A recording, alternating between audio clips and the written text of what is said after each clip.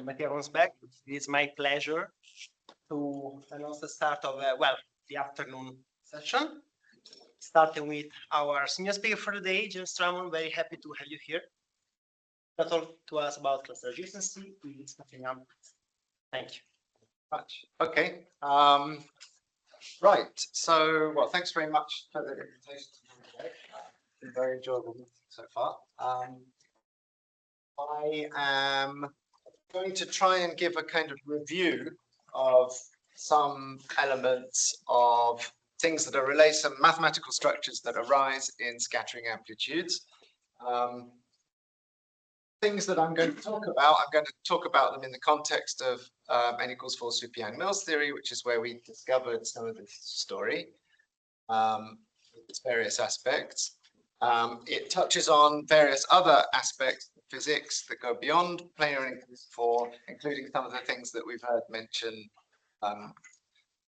earlier today when we were introducing ourselves and people discussing things that they're interested in. So let me just.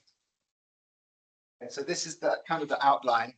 So like the first part, well, the first 3 bits of this really are more of a review style talk, and we'll see how far we get through it. If we get to the end with some time, I can talk about some slightly more recent stuff where we've looked at possible ways where we generalize this beyond to sort of more general massless scattering amplitudes outside the context of n equals super Yang-Mills, but we don't have to do that bit. More important that we go through this discussion and and ask questions and interrupt if things are not clear, and we discuss as we go on. Okay, so the first thing I wanted to mention when we're talking about in the context of scattering amplitudes in n equals 4 super Yang-Mills theory,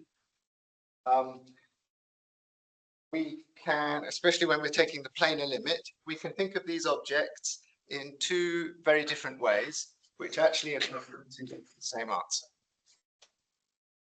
Okay, so first on the left here, I've just drawn a cartoon of the data that we put in to consider a scattering amplitude.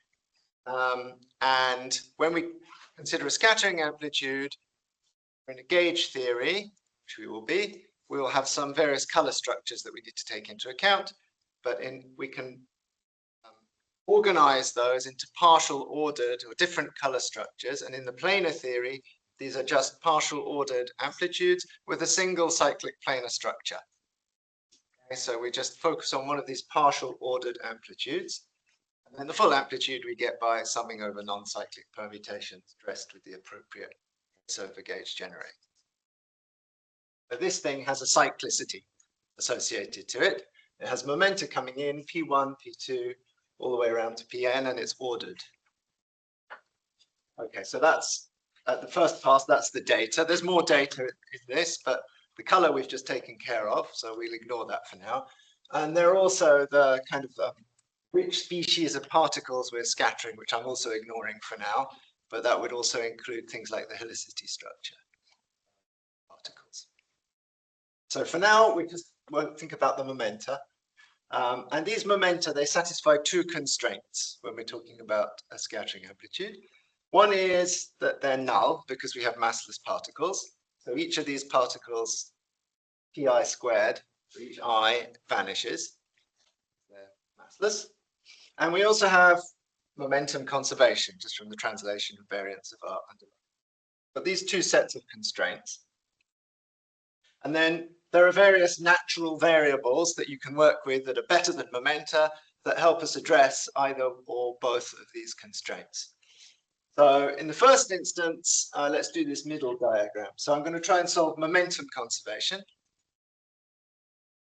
So to solve momentum conservation, what we can do is we can make use of our cyclic structure, and then we can introduce these dual variables. So we take each momentum, P1, and we imagine just laying them end to end. And because they add up to 0, we go around this closed contour and back to where we started. And each edge is some null vector, right? Because it was an on-shell massless momentum. And then we can label the corners of this funny object with some new variables that I'll just call x. Okay, so I imagine I've got another copy of Minkowski space. I lay these momenta end to end, and then I give the corners some labels. So the way we do that is we write the momentum as the difference of two of these dual coordinate variables. So pi is xi plus 1 minus xi. Okay, so because the contour closes, if I have n of these x's, this manifestly gives us a solution to this condition using the x variables.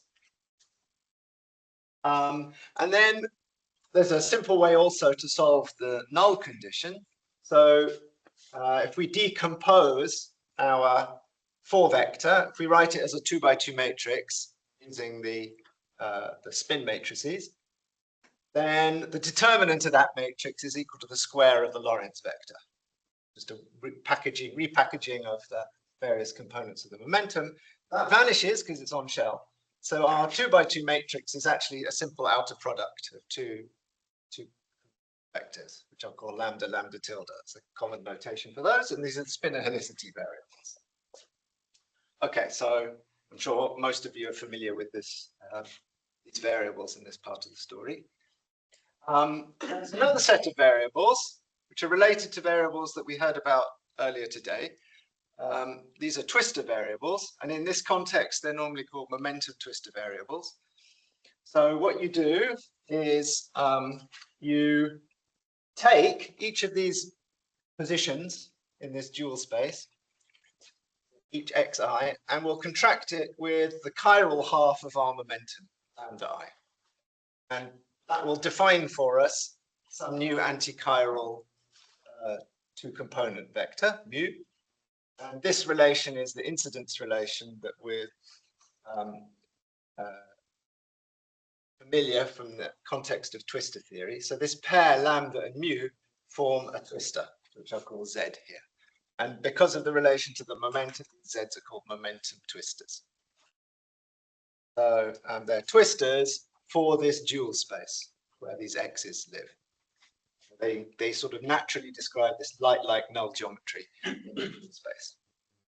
And because this is a homogeneous relation, and also here we had a kind of scaling invariance, lambda and lambda tilde scale oppositely, they leave you the same momentum over. So it doesn't change momentum. That scaling is simply a homogeneous scaling of lambda and mu together. So this 4-component object really lives in projective 3 space. Yeah, I can mod out by a non-zero scale this 4-component object. So it's really got 3 independent components, which is good because we had 3 independent components for a single on-shell degree of freedom. Okay, so this is a nice set of variables. This is a cartoon of these variables. So the z's are the dots here, and the line between 2 adjacent z's here corresponds to the corners on this diagram. So lines in P3 correspond to points in space-time. Okay, and in fact, 2 lines intersect in P3 if the corresponding line points in space-time are null separated. Okay, so we get this null geometry is completely encoded in a sequence of mutually intersecting lines. And to get that, all I need to do is specify the corner positions. And so these Zs are a nice set of data that solve both of these constraints. They have no constraints left anymore on them. So I just specify this geometry by specifying the Zs. So I have this matrix, a 4 by n matrix of Zs, where again, these 4-component columns, we think of them as points in projective space. So there's really 3 degrees of freedom column. Okay. So now that's our sort of twistor, our twistor geometry, describes the kinematics. And then scattering amplitudes in this picture, they break up into various pieces. So first of all, there's a duality. So we've got an amplitude here. Over here, this object, we can actually associate a quantity, an observable in field theory, which is the Wilson loop on this contour. So I compute the Wilson loop in the n=4 gauge theory, and it turns out that it's essentially computing for us the same quantity as the scattering amplitude of the band. So that's a slightly magic fact. kind of has its roots in string theory, and the fact that we've taken the large n limit, and the fact that you can make use of kind of T-duality transformation on the world sheet, provided you're at tree level in string theory, and you can relate these two objects. At weak coupling, it looks a bit like a miracle, a bit mysterious. Okay, so these objects, they split up into, they decompose into a natural set of factors. One takes into account the infrared divergences that you inevitably have with massless scattering in flat space. On this side, these are UV divergences associated with the fact that your contour has cusps. Then there's some additional finite piece. It's not divergent, and it takes into account the fact that you have a conformal symmetry in this theory, but these corners, or equivalently infrared divergences, they actually break the action of conformal symmetry of this object. So you have an object in a conformal field theory, but it's actually UV divergent, this Wilson loop. So conformal transformations are broken by the presence of the UV divergence, but in some controlled way, which I haven't written down, but there's an anomalous Ward identity that you can write down, and that's entirely captured by this piece that I just called F. We're not going to worry about F, but you can compute it at one loop, and then you're done, at least as a function of the kinematics. The contribution also from gamma cusp, which has the anomalous cusp anomalous dimension, which receives contributions from all orders, but it's just a number at each order. Okay, so then you're left with another piece, and this piece now, since all the symmetry breaking is taken into account, this piece is finite, and it's invariant under the conformal symmetry that the Wilson loop is invariant under. And this conformal symmetry is what we call dual conformal symmetry for the scattering amplitude. This conformal symmetry here is not related to the original conformal symmetry that we had when we were formulating. So you get some bonus symmetries because of this slightly magic correspondence between these objects. Now that dual conformal symmetry is this SL4. So we heard about conformal symmetry acting linearly on twisters. That's this same action, linear action, acts on these four component objects as 4x4 matrices, SL4. Is this action of this dual conformal symmetry, which you mod out by, and so these Zs, what you actually have is a 4x n matrix modulo the action of SL4, because you're interested in something that's invariant. Okay, so this has a nice geometric interpretation.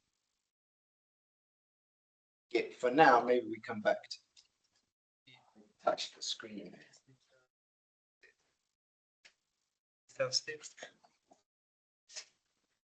Okay, so let me just focus a little bit more on the structure of these amplitudes.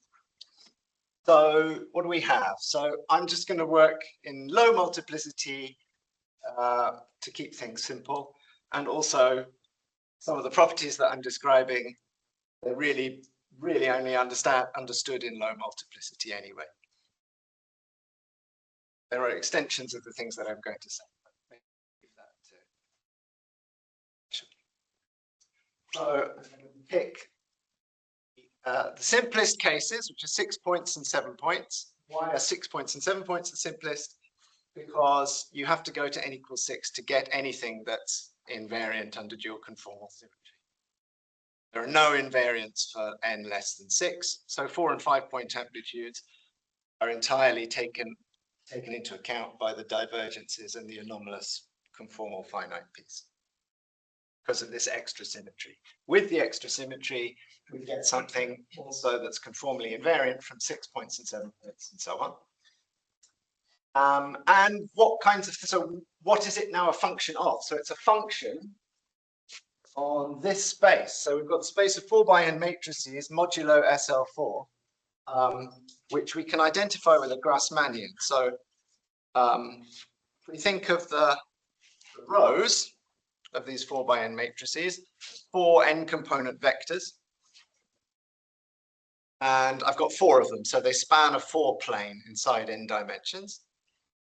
But I don't care about what my vectors are, because I've got mod out by the action of SL4. So I can move these vectors within the 4th plane by some SL4 transformation, but I leave the plane itself invariant. So what I actually care about is just the plane. Okay, so the space of planes inside n dimensions is the Grassmannian. So this space here we can think of as a Grassmannian. There's a small comment to just watch out for. There are more than one space that are often called the Grassmannian.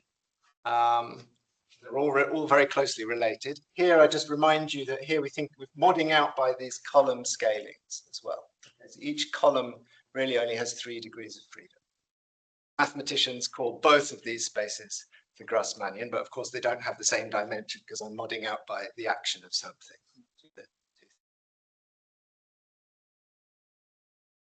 All right. So the amplitudes then, once we focus on the finite and invariant piece, they're functions on the Grassmannian, functions of these z's. And they're also functions of the coupling constant, which we expand in weak coupling. So we get contributions order by order as we go up in loops. Okay, so I'm going to focus also, we talked about, we avoided talking about the kind of different helicities and particle species, but we do have to take into account helicities and particle species. And that decomposes the amplitudes into various types, which we have MHV, maximally helicity violating, next to maximally helicity violating, and so on and so on. And in this theory, you can package everything together into some kind of super multiplet, which takes into account all the on-shell degrees of freedom.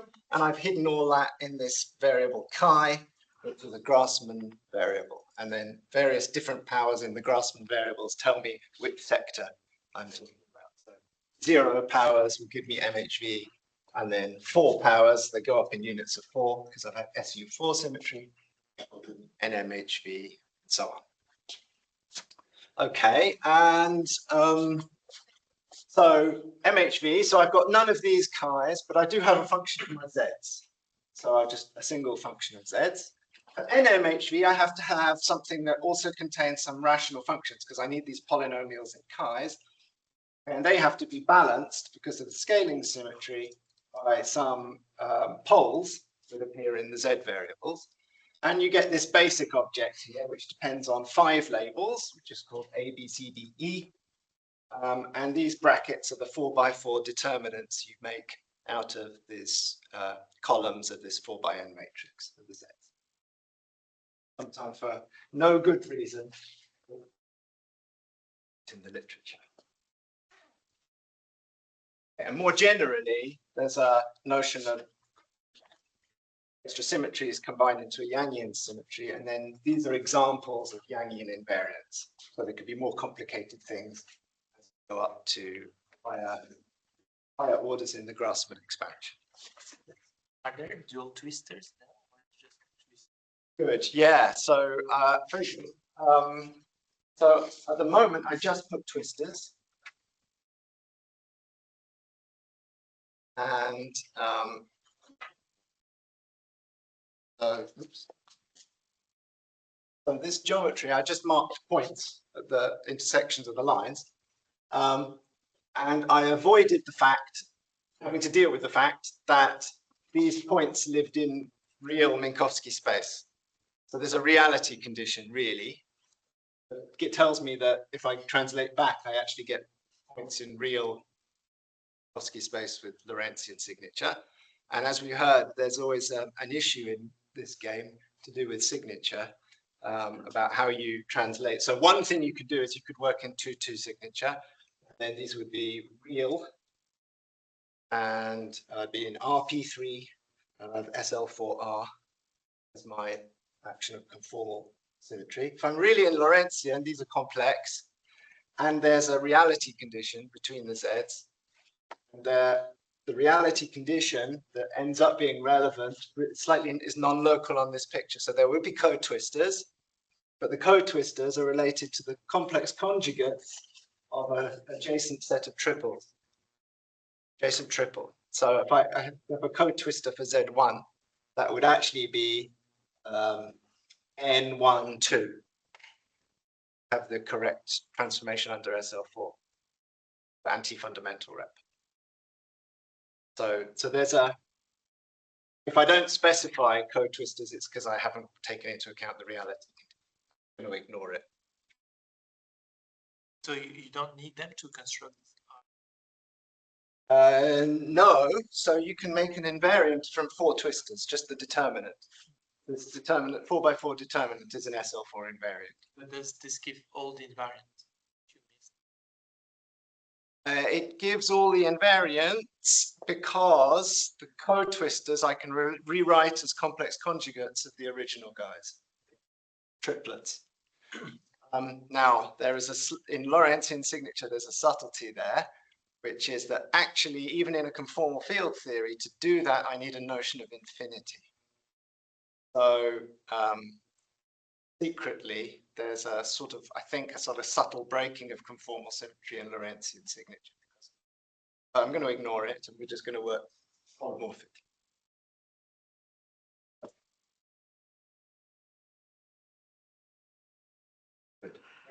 Okay, so what you get from NMHV then is a bunch of things that look like this, and then multiplied by each one of these multiplied by some function on the Grassmannian, function of our twistor variables. And at tree level, this thing would be just 1 in the way I've built the amplitude. So there'd be no contribution to MHV. But at tree level, I would still have these R's, even if there's no multiplying function here. At loop level, each R will get some correction.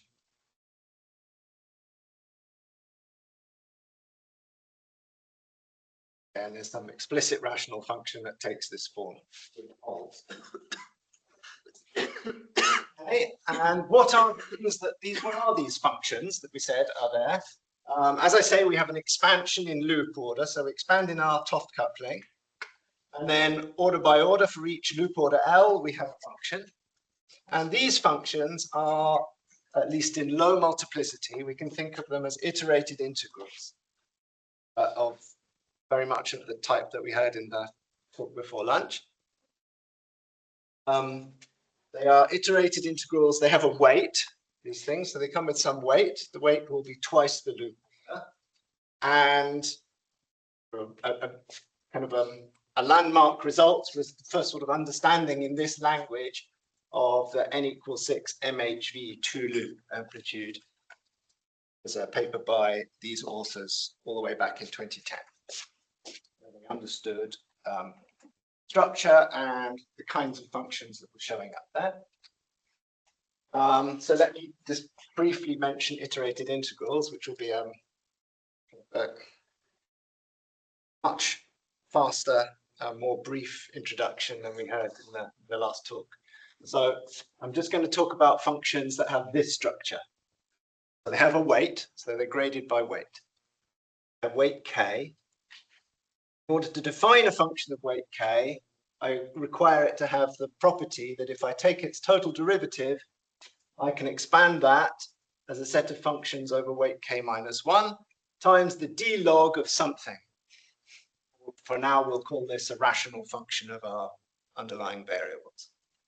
Then I have a set of possible rational functions that could appear in this d log, which I sum over, and each one gets a coefficient to the weight k minus 1 function. Okay, so the A's are what we call letters. They're rational functions of our underlying variables, and they come from a set that we call the alphabet of all the possible rational functions. Say there are d of those. Sum runs from 1 to d. And then following this definition of the derivative, so this is kind of an iterative definition, and I go all the way down to weight 1, in which case the functions are just logs of the letters in the alphabet. So this iterative iterated integral definition. You can think of these as being iterated integrals of the sum space where there's some set of singularities specified by which rational functions of your underlying variables you started with. Following that definition, you can have the symbol. The symbol just follows this equation where you take the symbol on the left-hand side and you just replace this function with its symbol on the right-hand side, and you pull out the argument of this d log, and then you just apply the same equation over and over again to feed it into the right-hand side until you get down to a k-fold tensor product of these letters. But the sum of k tuples in this form with some coefficients, which are just going to be some rational numbers, CAs. Okay, and the CAs are not random numbers. They're constraints amongst the CAs that come from the fact that we started with a function to begin with. So in particular, if we take d squared on f, this should vanish identically. So feeding that into the definition, take another d, it will act on these coefficients here, and that will feed into a bunch of linear relations amongst the possible CAs. Yeah. This is called so we get some constraints.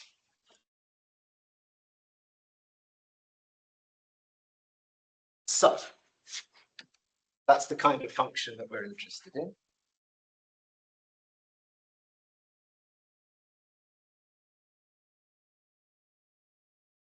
I think, okay. All right, so now I need to tell you what the alphabet is, right? What functions of the z's that we're interested in. This is where the cluster algebras come in. So it was realized by these authors in 2013 that there were a whole bunch of known results at two loops, and it was consistent with the fact that this alphabet was drawn from a set of cluster variables for a given cluster algebra associated to the Grassmannian, which was our kinematic space that we started with, the z's. The cluster variables include things like the minors, A, B, C, D, 4x4 determinants, but you also get polynomials in these minors. 6 points you don't, but beyond 6 points you start getting polynomials in. A cluster algebra is something that comes with some quiver diagrams. So it's a set of clusters. Each cluster is related to a quiver diagram. And at the nodes of the quiver diagram are cluster variables. So here is a cluster for the Grassmannian GR4n. And you'll see I've got minors at each of the nodes. And then there's a set of arrows that connect the nodes. And some of the nodes have boxes round, which for now we just call them frozen. It just means that when I'm going to do some operation called mutation, I can do it anywhere on this picture, but I don't do it at the frozen nodes. They just stay frozen. Okay, so some of you I know from the previous discussion have worked with cluster algebras, but in case you haven't, I'm just going to do a very quick example rather than give you a formal definition. So the basic example that you see as the first non-trivial example in any text on cluster algebras is a quiver with two nodes. And here I'm going to give you a Grassmannian with 2 active nodes and 5 frozen nodes. GR25. And I have these 2 component Plucker variables because we're not doing GR4n here, we're doing GR2n or GR25. So I only have 2 labels for each of my determinants. And then what do? So the basic operation is called mutation. You pick a node, let's say 1, 3. You mutate at the node, which means you put a new variable at the node, which is 1, 3 prime, which is the inverse of the node, the variable you had, 1 over 1, 3, multiplied by the product over incoming nodes, so 1, 2, 3, 4, plus the product over outgoing nodes, it's 1, 4, 2, 3. And now we have a Plucker relation amongst these determinants, which actually factorizes this, kills our denominator, and we're left with just our new variable being 2, 4. Okay, so we did our mutation, we found the new variable. And to deal with the arrows, we have to do some various operations. First, we flip all the arrows that connect to the node that we mutated at. So that's the green ones on this picture, they're flipped round. And then you add arrows from node I to node J for each set ij such that I goes into the node you mutate, k, and there's an arrow out to j. If I into k out to j, you add an extra arrow I to j.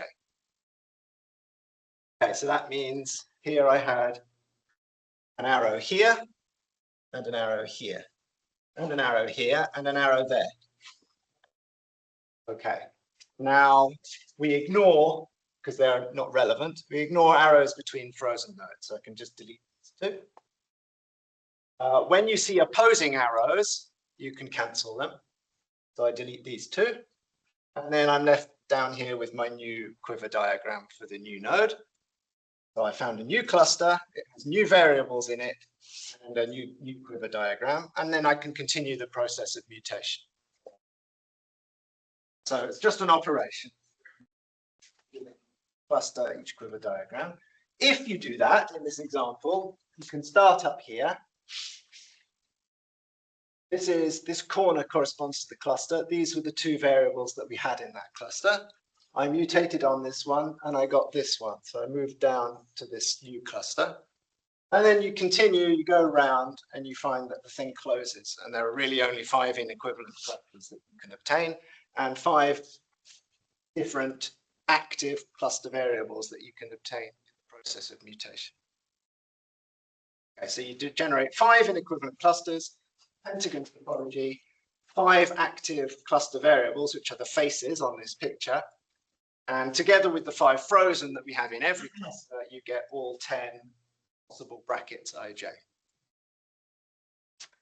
Okay, there's another set of variables, which I'm going to call edge variables, which are cluster x coordinates, sometimes called x coordinates, or sometimes they're called y hat variables. And these are, you take a cluster and you simply form the product of incoming variables divided by the product of outgoing variables. So for this node, we would have 1, 2, 3, 4 divided by 1, 4, 2, 3, a homogeneous ratio.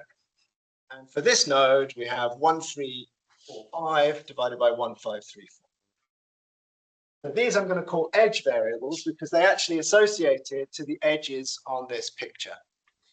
And this picture is so simple that edges and faces are the same thing. Okay, so generally that's not the case. But these edge variables, you can actually think of this space in the middle. It's not just a topological diagram. This space in the middle for the real Grassmannian is a patch of the real modular. In this case, it's a moduli space. It's a patch of the real moduli space of 5 points on a Riemann sphere. Or real, so 5 points on a set. Think of that interior there as corresponding to a particular patch or positive region in that moduli space. And these coordinates, they run along the edges from 0 to infinity, so they are positive in this positive region. So we had active variables and we had edge variables.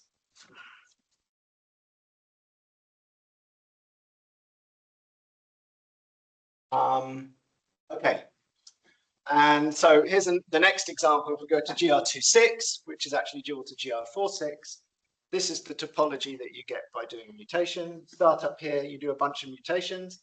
You see some pentagons in here. That's like a GR25 subalgebra, just the same kind of thing that we had.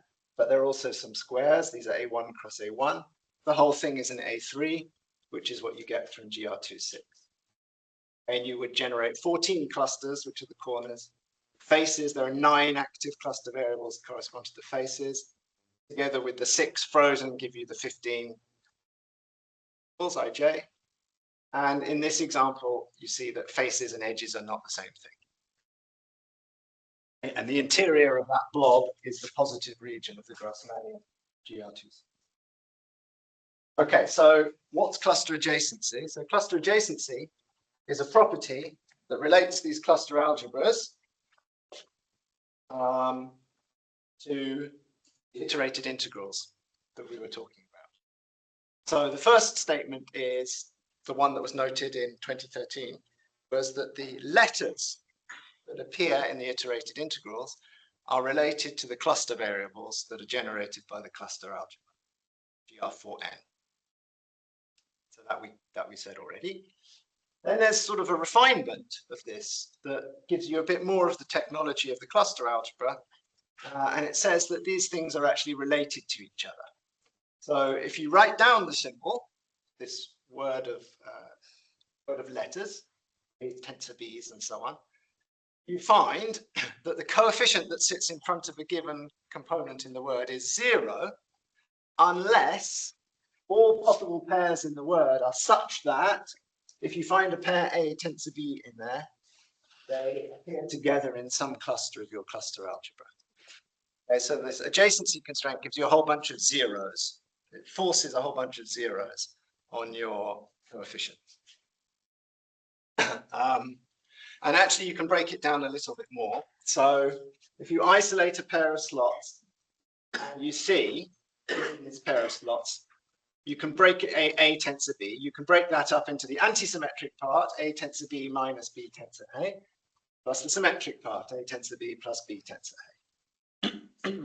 So for antisymmetric pairs, the integrability constraint actually implies the adjacency constraint.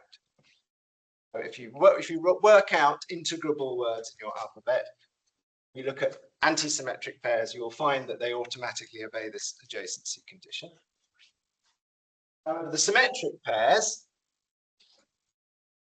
pairs are ones where the integrability condition is trivial. A tensor B plus B tensor A would just be a product of two logarithms, log A, log B. And that's going to be integrable for any A and B.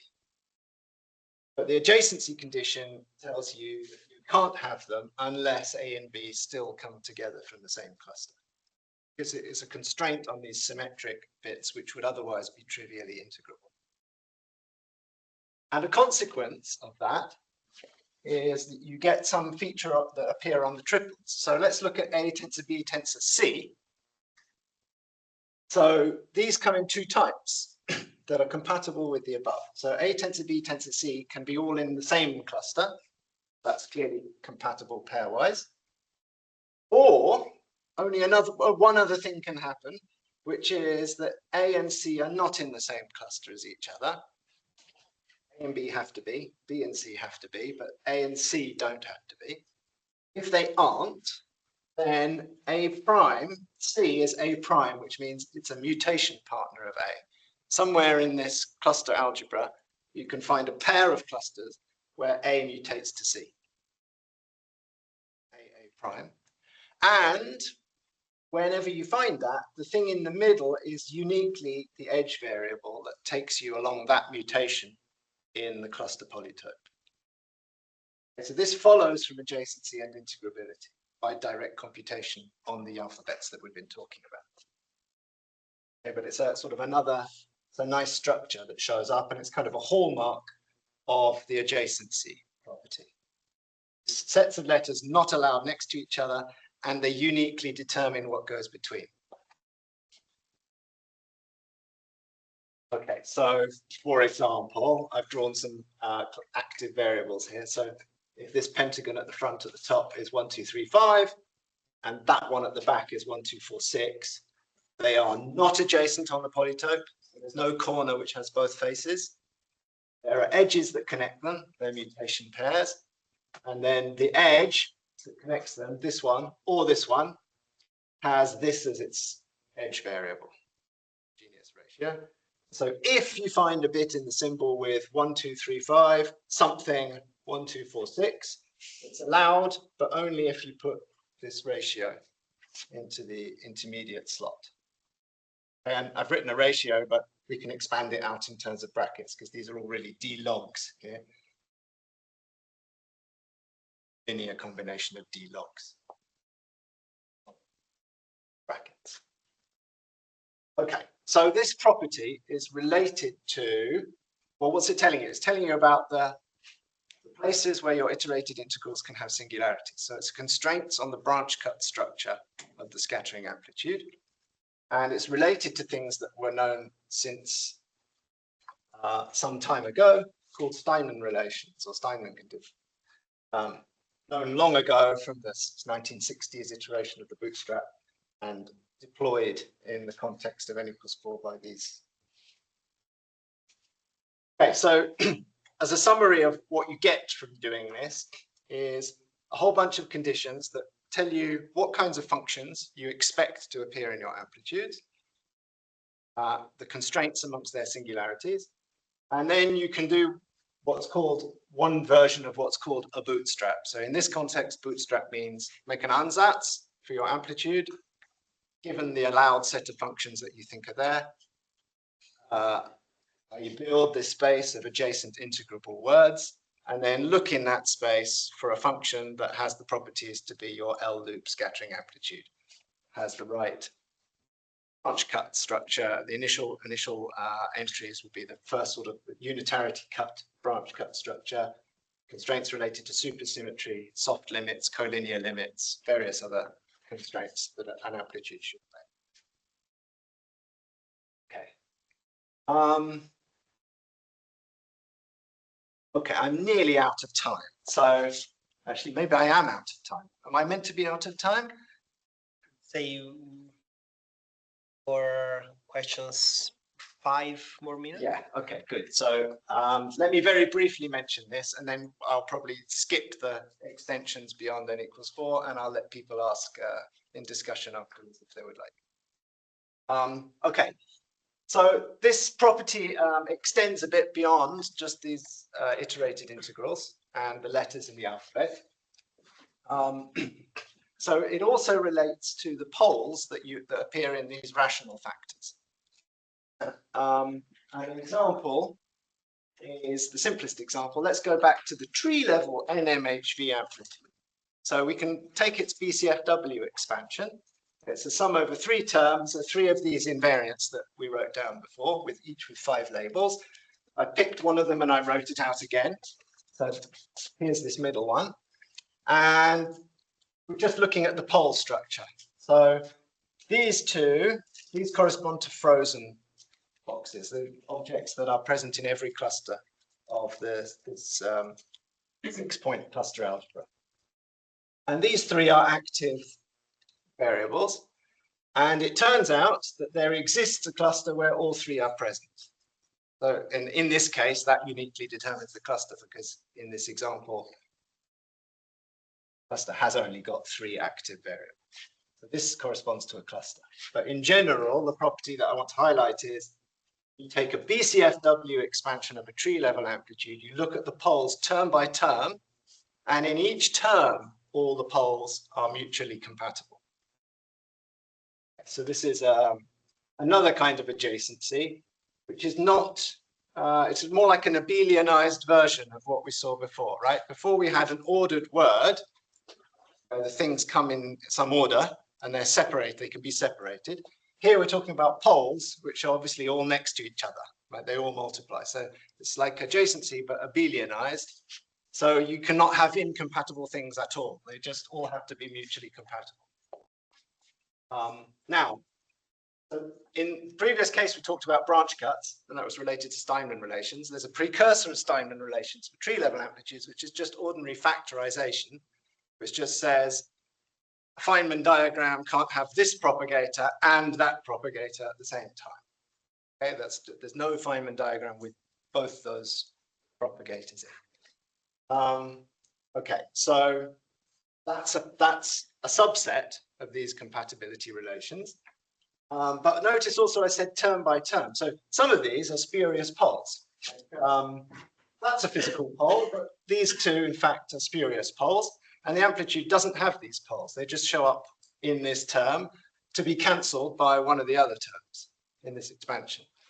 Okay, so even though they're not there in the amplitude, the constraint still says there's a representation where term by term, everything's mutually compatible. Okay, so a subset of the constraint is that you don't get mutually incompatible physical poles. That obviously couldn't happen, because we know that in advance that there are no factorization violating contributions to the tree level amplitude. But it's more than that. It says even these spurious ones talk to each other and to the physical ones with some overall compatibility strategy.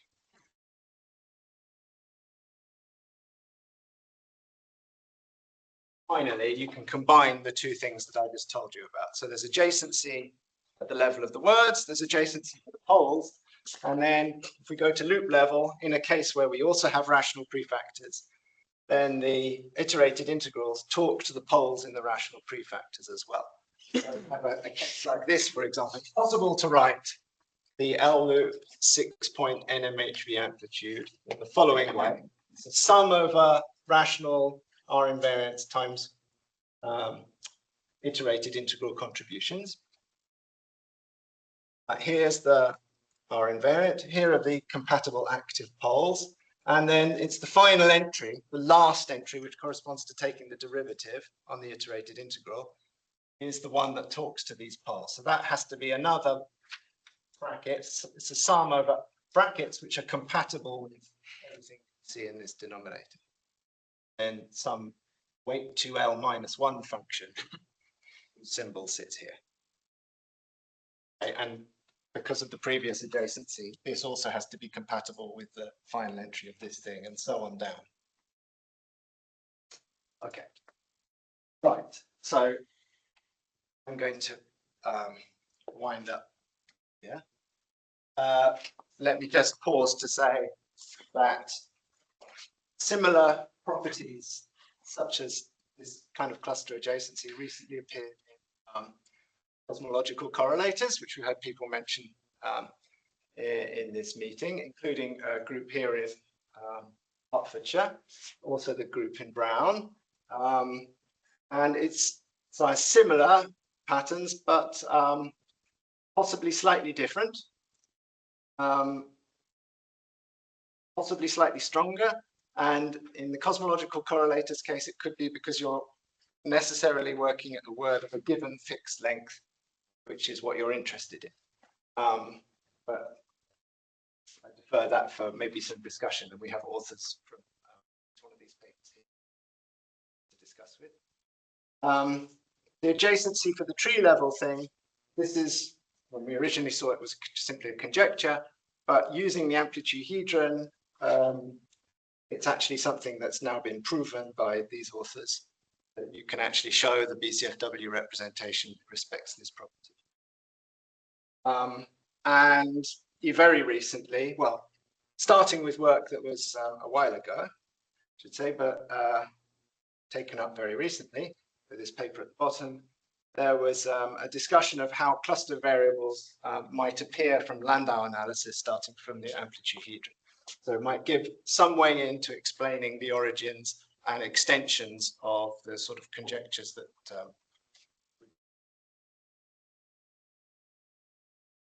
okay, and this I will skip because I am too slow. Please come and ask me if you want to hear about things that go beyond N=4, which we don't know everything, of course, but we know maybe some things, see some hints. And yeah, here's just a summary of basically what I told you. There are these nice relations to cluster algebras. They give constraints. You can use them to compute things via this bootstrap method. And there are potential hints that employ the same kind of logic in other settings that go beyond N=4 and take you to more general scattering amplitudes.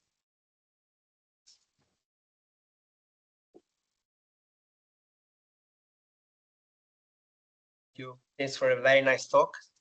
Do we have any questions? Slightly broad question. Can we papers by Steinman? I thought he was interested in trying to are these cluster adjacency or the Steinman relations that is related to causality, or is it not clear that is? Yeah. So it's, I would say it's not totally clear, but there's clearly very much the same flavor of the constraints that Steinman ended up with. And maybe the part of the issue is a lot of the actual logic that was used relies on things that aren't really true in the setting that we're working with, but the final structure seems to make sense. So the end result is you can't have a discontinuity of your amplitude cannot have a discontinuity in an incompatible channel. That's okay. Now the real setting is required. It's only required Lorentz invariance it required causality, it required no massless particles, so we definitely violate that. And I think that's probably the main one, is the massless particles. So I wouldn't say it's clear cut that you can apply the same logic and derive these constraints. However, it was just checked on the answer that the analogous. So one of the issues is if you take, so what's a cut when you have massless particles? So one of the issues is you have to go to at least 3 particles. Cut things so that you've got at least 3 particles on each side if they're massless. And that kind of, I mean, so you have massless particles, you have infrared divergences in this theory, which I skipped over. They are all, because we've taken the planar limit, the infrared divergences are associated to the 2 particle invariants, right? They're all sort of sandwiched between 2 adjacent external legs in the color order. They factorize, but then they clearly do something funny with the 2 particle invariants. So we put that under the carpet, we ignore the 2 particle invariants, we go to 3 particle invariants, and then we look at incompatible sets of 3 particle and more invariants. And then the answers that are computed indeed have no violating cross-channel cuts. So I think it's an interpretation of the result and just applied to the direct.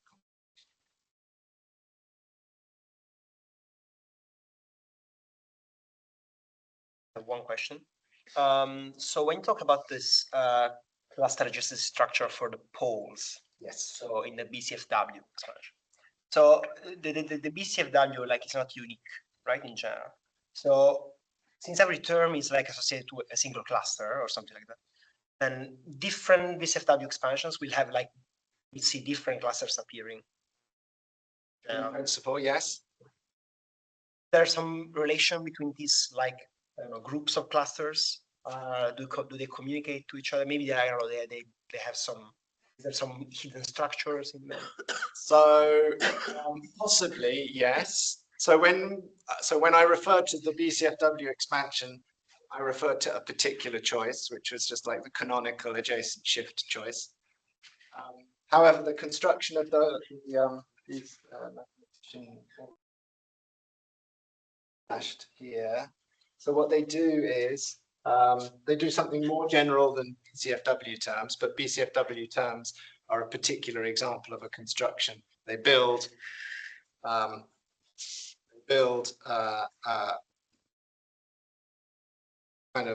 they build a cluster homomorphism, basically, which takes 2 copies of 2 Grassmannian cluster algebras. It takes something that's a cluster compatible function in each, and it provides you a cluster compatible function on the big Grassmannian that you get by taking the 2 things together. You can think of these as 2 sort of sub-Grassmannians of a big Grassmannian corresponding to your left and right factored amplitudes, CFW term. And there are many ways of building these things that go beyond CFW terms. So my intuition is that they could find many such ways of gluing things together, and some of them correspond to different choices of BCFW. And then there are other things that aren't even BCFW that also do the same job.